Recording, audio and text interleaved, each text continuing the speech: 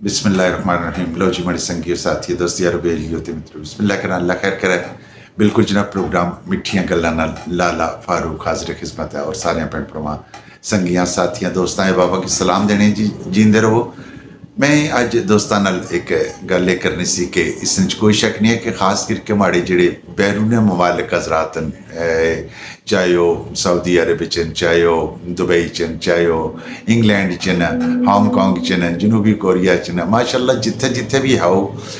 दोस्तों, इस कोई शक नहीं है कि अपने रमज़ान रमज़ान तो इलावा भी अगर तकिया जाता है अपने सदकात ज़कात फितराना बिल्कुल जनाब ये मुख्तलिफ लोगों तक पहुँचाने रहने हो, इस कोई शक नहीं है। लेकिन मैं दोस्तों की एक निक्की जी गल आखसां कि चूंकि जेड़े ते लोग बैरून मुल्कों ही पैदा होए वो यकीनन बैरून मुल्क ने जेड़े उत्थे ने लोग उन्होंने की ही ज़्यादा जानने, लेकिन जेड़े लोग इधरों हिजरत करी के गए सन या सफ़र करी के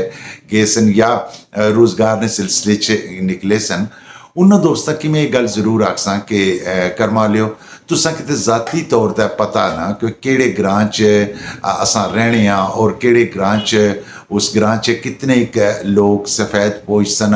उस ग्रां च कितने एक लोग न जेड़े मुस्तहिक न, उस ग्रां च केड़े बंदे की मकान चाहिए ना, केड़े बंदे की पानिया ना कनैक्शन चाहिए ना, केड़े बंदे की गैस ना कनैक्शन चाहिए ना, केड़े बंदे की मुख्तलिफ आटा चाहिए ना। मैं अपने दोस्तों की गल आखसां कि इस कोई शक नहीं है कि तुसां की जद इस गल्ला ना पता वै बरमला पता वै फिर तुसां कोशिश करो कि बजाय उत्थे नमूद नुमाइश करने ने तुसां अपने हत्थां नाल और अपने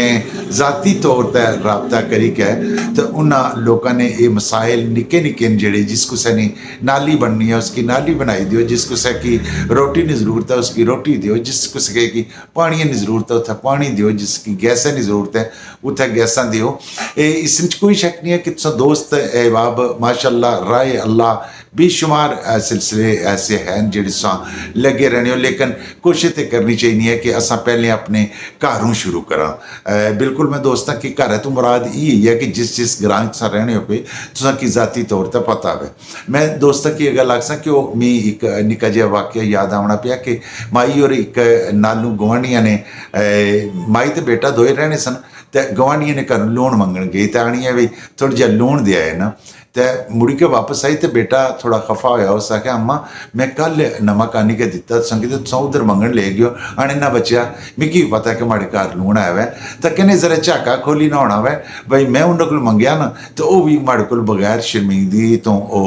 चीज़ा मंगी सकसन ताकि उन्होंने मदद हो जाओ सफ़ेद पोषण तो वह मंगना नहीं चाहने। लेकिन जिले इस तरह मैं झाका उन्होंने खोल सन तो वह माड़े को भी चीज़ा मंगिया कर सन तो फिर मिगी भी सवाब भी हो सी तो उन्होंने मदद भी हो जसी। अल्लाह पाक संदोस्ता है बाबा की हमेशा खुश खुरम रखा है। लाले फारूक ने दुआवां हमेशा तुसाने नाल प्रोग्राम मिठियां गल्लां चों दियो इजाजत जीने रहा। इंशाअल्लाह फिर मलाटियां सन अल्लाह सोने नवाले।